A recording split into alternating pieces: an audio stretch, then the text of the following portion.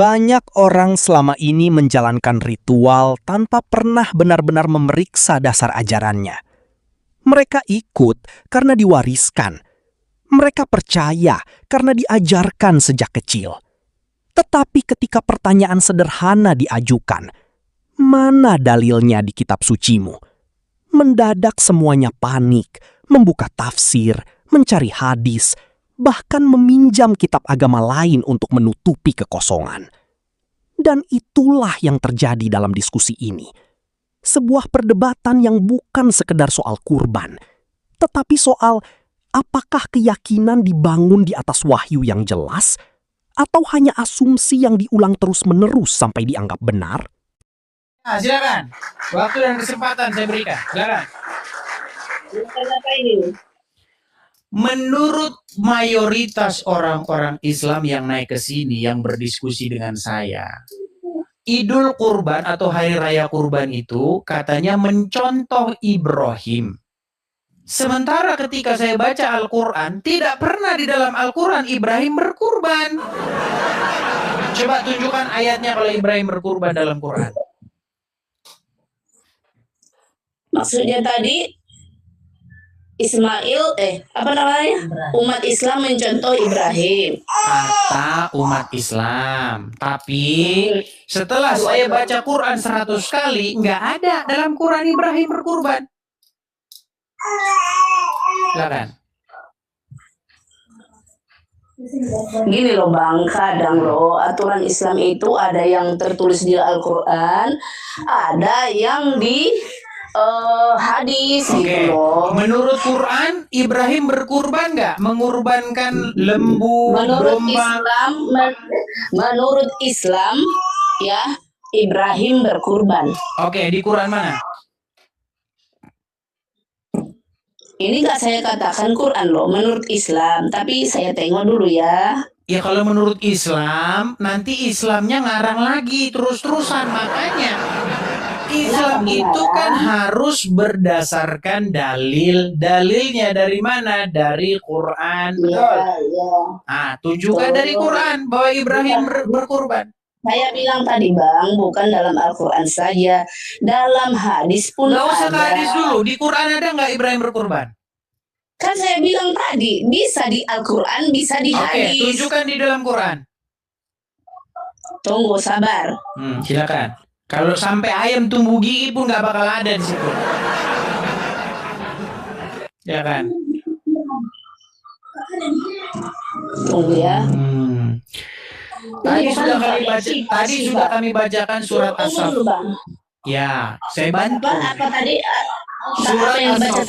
Surat As-Saffat ayat 102 sampai 107. 5 ayat itu berbicara tentang Ibrahim yang ingin menyembelih atau mempersembahkan anaknya sebagai kurban. Nah, saya bantu saja ya. Saya balikkan kameranya biar Anda saya bantu. Nih, itu ada di sini. Oke. Sebentar.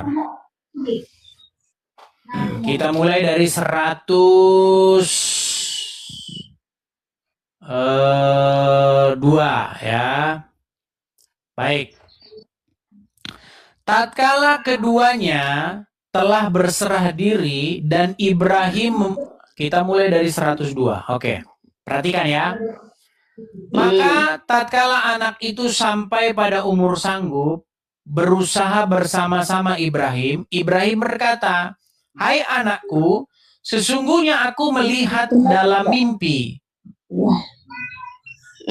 bahwa aku menyembelihmu. Maka fikirkanlah apa pendapatmu." Ia menjawab, "Hai bapakku." Baca tadi. Mana ini? Bingung lah ini. Gimana? Betul nggak ini ayatnya? Iya baca lah baca. Suruh. Loh.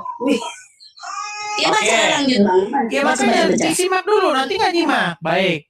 Hai bapakku, kerjakanlah apa yang diperintahkan kepadamu. Insya Allah kamu akan mendapatiku termasuk orang-orang yang sabar. Baik.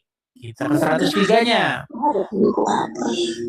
Tatkala keduanya telah Dengar dulu, jangan dengar Bu. Nanti aku ngomong sama sana, nggak dengar yang ini. Iya, bacalah Bang, ku dengar. Oke. Meskipun ada orang berbicara bisa kita mendengar loh. Tatkala keduanya telah berserah diri dan Ibrahim membaringkan anaknya atas pelipisnya. Terus 104. Dan kami panggillah dia, hai Ibrahim. Sesungguhnya kamu telah membenarkan mimpi itu. Sesungguhnya demikianlah kami memberi balasan kepada orang-orang yang berbuat baik. Sesungguhnya ini benar-benar suatu ujian yang nyata. Dan kami tebus anak itu dengan seekor sembelihan yang besar. Habis sampai di situ ya. Nah, pertanyaan saya kepada Anda, di mana di situ Ibrahim mempersembahkan atau menyembelih lembu, kambing, domba sebagai kurban? Mana? Tunjukkan.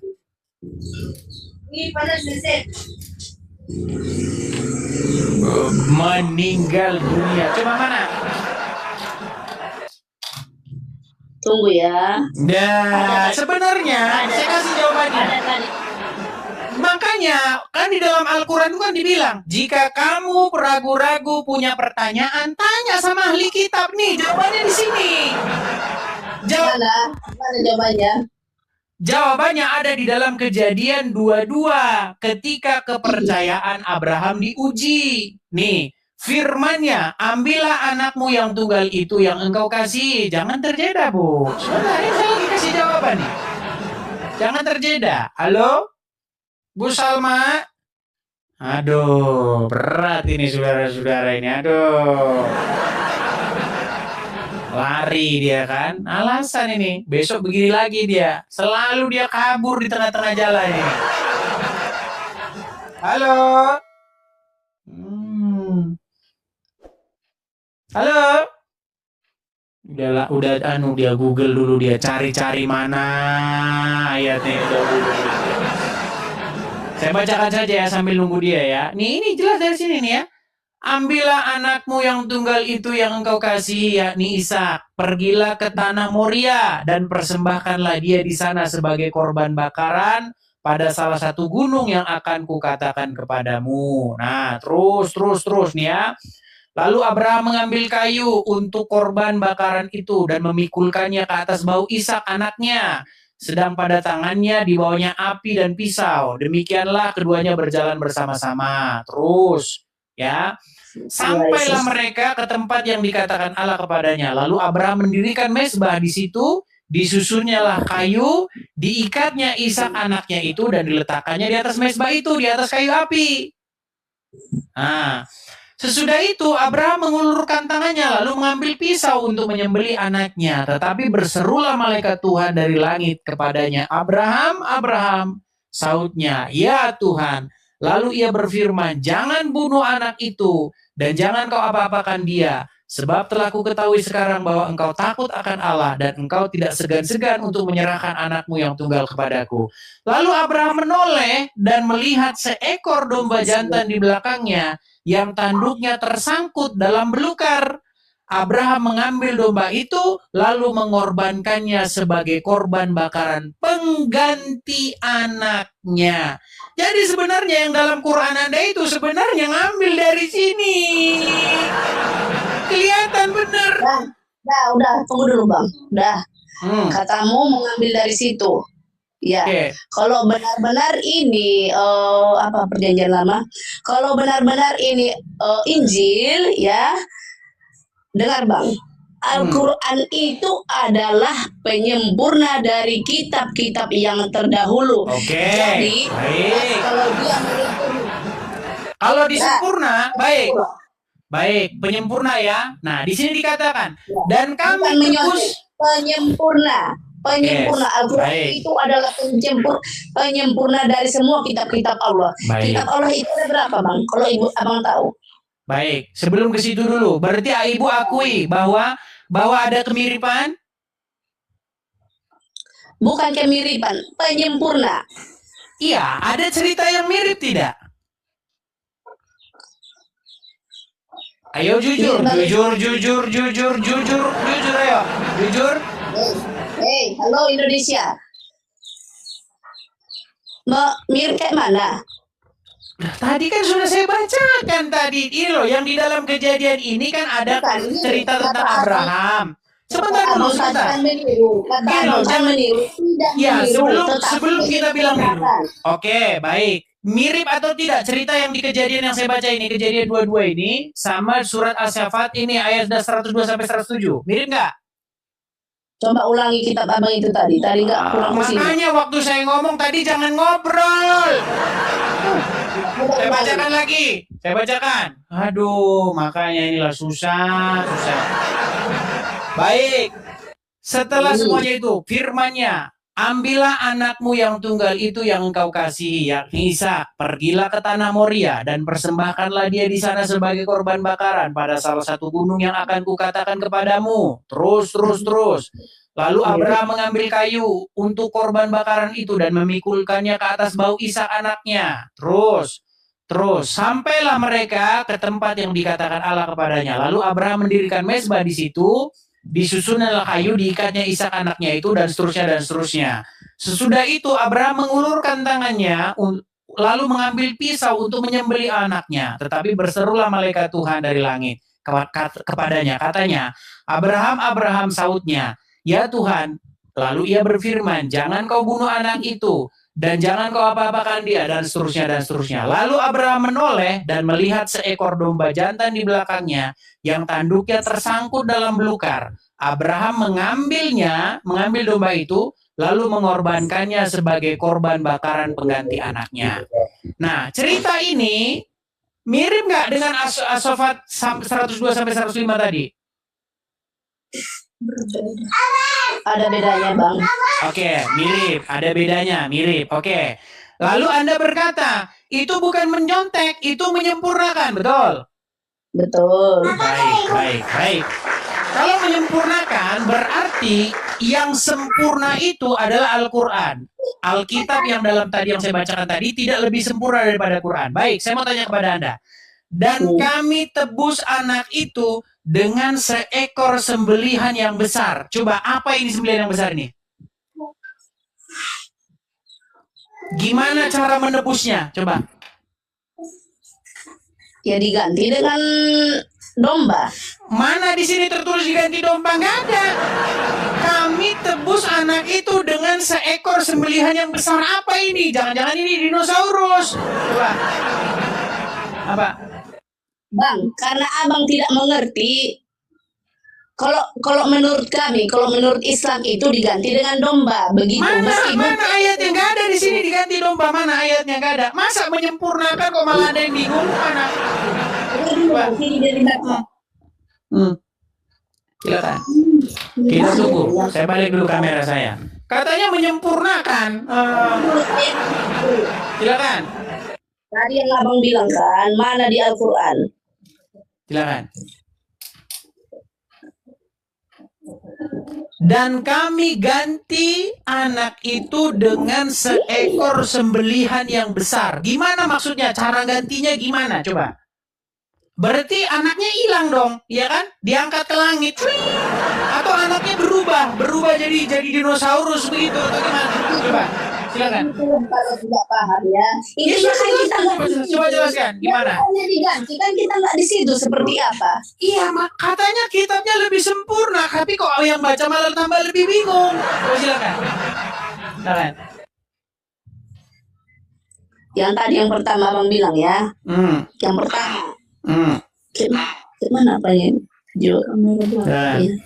Nah. Dan kami ganti dengan sembelihan yang besar. Apa itu? Silakan. Bisa. Tunggu ya, saya mau mengapakan tapi nggak bisa ini, mau menunjukkan. Dibaca aja langsung, Bu Salma, silakan. Yang tadi yang pertama abang bilang di mana di Al-Quran kalau Ibrahim itu berkurban ya kan? Iya, mana di situ Ibrahim berkurban? Nah, dengar. Ketika anak itu sampai pada umur ia sanggup bekerja bersamanya, ia Ibrahim berkata, wahai anakku, sesungguhnya aku bermimpi bahwa aku menyembelihmu. Dah. Terus. Jadi pikirkanlah apa pendapatmu. Jadi datanglah Ismail. Ismail menjawab. Ini Ibrahim yang berkata ya, dan kemudian Ismail menjawab, wahai ayahku, lakukanlah apa yang diperintahkan Allah kepadamu. Insya Allah engkau akan mendapatiku termasuk orang-orang yang sabar. Itulah buktinya Bang kalau Ibrahim itu berkurban. Yang mau dikurbankan apa di situ? Bukan domba, aduh. Anaknya, aduh. Coba. Sebentar, dia mimpi menyembelih siapa? Sebentar. Dia pertama bermimpi kalau anaknya Ismail korbankan, udah. Oke, lalu? Dia kan bertanya pendapat tentang anaknya. Oke, lakukanlah, betul?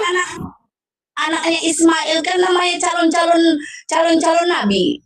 Iya, dia kan setelah cerita sama anaknya itu, apa pendapatmu? Lalu anaknya bilang, kerjakanlah itu, betul?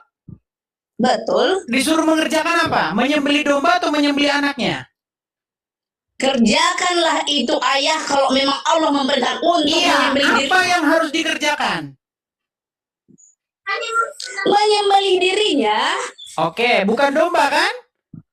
Sudah, kan mereka ini manusia-manusia pilihannya itu Nabi Allah. Sebentar, jangan lari ke Nabi lagi. Kita nggak ngurusin Nabi. Yang kita urusin di sini adalah apakah di sini Ibrahim ingin menyembelih? Aduh, tenang. Apakah Ibrahim bermimpi menyembelih kurban berupa domba, berupa unta, berupa sapi, atau menyembelih anaknya sendiri? Dia bermimpi menyembelih anaknya, udah. Oke. Lalu yang ingin dilakukan oleh Ibrahim menyembelih anaknya atau menyembelih domba? Menyembelih anaknya, menyembelih anak. Baik, di mana dalilnya Ibrahim menyembelih kurban berupa domba? Mana dalilnya? Mana dalilnya?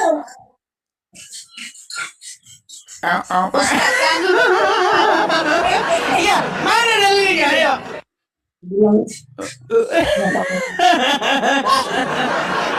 Ayo, tunjuk. Ayo, silakan. Ayo. Kenapa kau nggak mau kalah? Ku coba dulu kau. Bukan nggak mau kalah. Di mana di situ ayatnya bahwa Ibrahim menyembelih berupa namanya itu pemahaman kami. Namanya itu pemahaman kami, Pak. Berarti gimana kalau begini cara diskusinya? Coba tunjukin dalilnya. Ibrahim ingin menyembelih domba atau berupa unta atau lembu atau kambing, silakan mana? Terserahlah. Nah, putus asa. Nggak ada. Menurut ayat tersebut kalau kita baca sampai habis, yang dilakukan Ibrahim adalah hendak menyembelih anaknya. Lalu akhirnya dikatakan bahwa engkau telah lolos uji. Lalu ayat penutupnya 107, maka kami ganti anak tersebut dengan sembelihan yang besar. Nih, saya balikin. Ini ayat poin pentingnya nih. Gak ada di sini Ibrahim menyamar. Kami. Lalu dan kami tebus anak itu dengan seekor sembelihan yang besar. Ada di sini di Ibrahim menyembelih Ada? Dengar dulu Bang. Hei.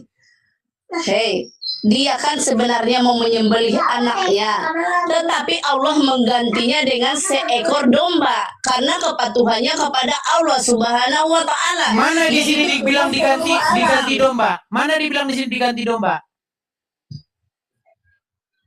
Tidak ada di sini tertulis kami ganti dengan domba, nggak ada. Kami ganti dengan seekor sembelihan besar. Apa ini? Tadi kan ku bilang sama abang, kalau hukum-hukum Islam itu belum tentu ada di Al-Quran, dia itu ada di hadis. Nah, berarti gagal Quran sebagai kitab penyempurna. Buktinya Anda bingung nggak? Aku nggak bingung. Oke, kalau begitu apa ini sembelihan yang besar? Itu maksudnya itu adalah domba itu loh. Mana di sini domba? Kalau domba sembelihan yang kecil, bukan yang besar. Loh, kalau misalnya domba, berarti kami ganti dengan sembelihan yang kecil. Karena ini besar, berarti bisa aja ini jerapah. Betul. Makanya ini sebenarnya jawabannya ada di sini nih. Jawabannya ada di sini. Di dalam Kejadian pasal yang kedua-dua, ayat yang ke-13 nih. Lalu Abraham menoleh dan melihat seekor domba jantan di belakangnya yang tanduknya tersangkut dalam belukar. Abraham mengambil domba itu lalu mengorbankannya sebagai korban bakaran pengganti anaknya. Jadi cara gantinya bukan main sulap-sulapan seperti yang dalam Quran ini. Nah, kalau di sini dibilang kami tebus anak itu dengan seekor apa di sini? Berarti bisa saja anaknya Ibrahim berubah jadi jerapah. Betul. Jadi menurut Anda domba jantan itu besar begitu ya? Enggak ada di sini dibilang bahwasanya diganti dengan sembelihan yang besar. Di sini tidak tertulis dan kami ganti Ishak dengan sembelihan yang besar. Nggak ada. Abraham ketika dilarang untuk menyembelih anaknya, dia menoleh, dia lihat itu, oh ini maksudnya, berarti makanya, dan Abraham menamai tempat itu Tuhan menyediakan, Yehova Jireh. Sebab itu sampai sekarang dikatakan orang di atas gunung Tuhan akan disediakan. Nih, jelas. Ya, untuk kedua kalinya berserulah malaikat Tuhan dari langit kepada Abraham. Katanya, aku bersumpah demi diriku sendiri, demikianlah firman Tuhan. Karena engkau telah berbuat demikian dan engkau tidak segan-segan untuk menyerahkan anakmu yang tunggal kepadaku, maka aku akan memberikan engkau berlimpah-limpah dan seterusnya dan seterusnya. Kan ku bilang tadi bahwa Islam itu hukum-hukumnya bukan saja di Al-Quran. Berarti Al-Quran bukan sempurna. Dengar. Itu menurut Anda, dengar ini, dengar dulu. Buktinya Anda masih membutuhkan kitab yang lain. Saya ini membaca dalam tafsir. Ya, dah. Google dulu. Arti dari apa sembelihan besar? Arti dari sembelih yang besar itu Apa? ya, tengok. Bingung berjamaah. Apa arti sembelih yang besar? Kalau orang mau membaca nggak usah ngomong dulu. Diam. Silakan. Ya, kan Anda membaca tadi, saya diam. Ya, silakan. Nggak ribut. Silakan. Tuh tengok. Mayoritas ahli tafsir seperti Ibnu Abbas menyatakan hewan tersebut seekor domba jantan atau kibas yang besar. Karena dia ngintip Alkitab. Kenapa dia bilang sebagian besar ahli tafsir? Karena mereka nyolong nih, ngintip di kitab kami ini. Masa sembelihan yang besar kambing? Kambing itu sembelihan kecil. Tahu dari mana menyontek? Loh, ini kenapa dia bisa bilang domba? Karena di sini dikatakan lalu Abraham menoleh dan melihat saya seekor domba. Saya lanjut membaca. Tengok itu ya. Jangan. Disebut besar karena hewan ini nggak jelas saya. Karena badannya besar. Persembahan istimewa yang diturunkan. Kalau Anda membaca saya diam dan saya membaca Anda diam. Berarti kita oke? Diturunkan langsung dari surga sebagai imbalan atas keikhlasan Nabi Ibrahim dan Ismail. Turun dari surga itu. Sembelihannya ada kambing jatuh dari langit. Sungguh dongeng yang nyata. Jadi intinya begini ya. Ibu Salma, sebenarnya di dalam Al-Quran itu sudah ada ayat. Di dalam surat Yunus ayat 90. Dan jikalau kamu memiliki keraguan-raguan tentang apa yang kami wahyukan kepadamu, maka tanyakanlah kepada orang-orang yang membaca kitab sebelummu. Nah, itu disuruh bertanya, kalian itu disuruh tanya sama kami. Malah kalian sok pintar sendiri. Bang, jadi CCTV. Mudah-mudahan nih wahyu hidayah itu turun kepada abang. Mudah-mudahan kepadamu. Gimana? Coba, adakah di situ Ibrahim di dalam Quran tersebut mempersembahkan kurban berupa domba, berupa lembu, berupa unta? Ada nggak? Udahlah, terserah Anda lah. Dijawab pun Anda tidak. Gimana? Ada. Terserah Anda. Kurbannya siapa yang sediakan? Yang menyediakan itu Allah Subhanahu wa Ta'ala, Tuhan sekalian alam. Baik. Pencipta alam dan segala isinya. Kalau di dalam Alkitab, kurban yang sejati yang disediakan itu memang Allah sendiri yang akan menyediakan. Siapa? Yaitu Sang Mesias Yesus. Begitu. Nah, sementara kalau kalian berkurban yang menyediakan adalah toko jual beli kambing. Makanya kalian tidak melakukan apa yang dilakukan oleh Ibrahim. Begitu, ya. Kalau dirimu berkurban sekarang, Yesus yang menyediakan ya?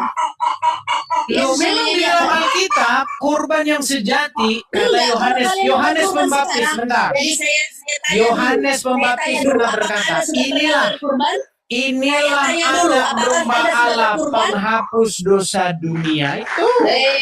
Itulah kau egonya, itulah kau egonya. Makanya kalau kalian ini kerjanya ngarang bebas, suka ngarang. Dengarkan dulu orang tuanya. Sekarang ada nggak di dalam Quran tersebut Ibrahim mempersembahkan kurban? Sekarang kalian berkurban nggak? Berkurban.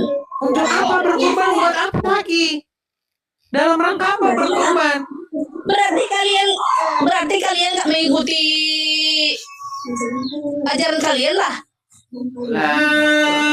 Justru kamu berkurban itu dalam rangka apa? Anda berkurban dalam rangka apa? Memang ini bulan untuk berkurban. Iya, dalam rangka apa? Apakah Ibrahim berkurban sapi, berkurban domba? Ada nggak dia berkurban seperti itu? Nggak ada. Yang ada dia ingin memperkurbankan anaknya. Makanya untuk memperingati Nabi Ibrahim dulu yang berkurban. Di mana dalam Quran tersebut dia berkurban domba? Di mana? Saya mau tanya dulu. Saya dulu bertanya ya. Ya, mandi lumpur dulu sana. Ya, mandi lumpur dulu sana, Bu. Mandi lumpur dulu. Berkurban dibilang nggak ada dalam Quran. Di dalam Quran itu nggak ada di situ Ibrahim mempersembahkan kurban, itu nggak ada. Yang ada diganti anak tersebut dengan sembelihan yang besar. Nah, gimana cara menggantinya? Tadi kau bilang katanya ada kambing jatuh dari langit. Makasih Yesua, makasih. Ini susah sekali, gimana caranya? Diskusi tadi sebenarnya sangat sederhana. Tidak ada pertanyaan rumit, tidak ada filsafat tinggi. Pertanyaannya cuma satu. Di mana dalam Al-Quran Ibrahim menyembelih kambing, sapi, atau domba sebagai kurban seperti Idul Adha yang dilakukan umat Islam hari ini? Pertanyaan yang sangat simpel. Tetapi anehnya, pertanyaan sesederhana itu justru membuat lawan debat berputar-putar kemana-mana. Kenapa? Karena faktanya memang tidak ada ayat eksplisit yang mengatakan Ibrahim melakukan ritual penyembelihan hewan kurban tahunan sebagaimana dipraktikkan sekarang. Yang ada di dalam surah As-Saffat hanyalah kisah Ibrahim bermimpi menyembelih anaknya. Perhatikan baik-baik. Bukan menyembelih kambing, bukan menyembelih sapi, bukan menyembelih domba, tetapi menyembelih anaknya sendiri. Dan ini yang sangat menarik, karena selama ini umat Islam selalu berkata, kami berkurban meneladani Ibrahim. Tetapi ketika ditanya, memangnya Ibrahim menyembelih kambing? Lawan debat tidak bisa menunjukkan ayatnya. Akhirnya, lawan debat mulai mundur perlahan. Oh, itu ada di hadis. Oh, itu ada di tafsir. Oh, itu pemahaman ulama. Nah, disinilah masalahnya mulai terbuka. Bukankah selama ini mereka mengatakan bahwa Al-Quran adalah kitab yang sempurna, jelas, lengkap, dan tidak membutuhkan kitab lain? Tetapi ketika sampai pada asal-usul kurban, ternyata Al-Quran sendiri tidak memberikan penjelasan rinci. Yang tertulis hanyalah, dan kami tebus anak itu dengan sembelihan yang besar. Selesai.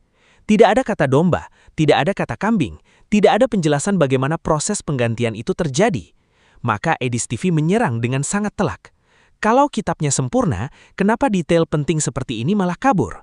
Dan lawan debat mulai kehilangan arah. Yang lebih fatal lagi, jawaban lengkap justru ditemukan di kitab Kejadian pasal 22 dalam Alkitab. Di sana ceritanya runtut. Abraham diperintahkan mempersembahkan anaknya. Ia membawa kayu, ia membawa pisau, ia mengikat anaknya, lalu Tuhan menghentikannya. Kemudian Abraham melihat seekor domba jantan tersangkut di semak-semak, dan domba itulah yang dipersembahkan sebagai korban pengganti. Jelas, lengkap, detail. Sementara di Quran, hanya satu kalimat misterius, sembelihan yang besar.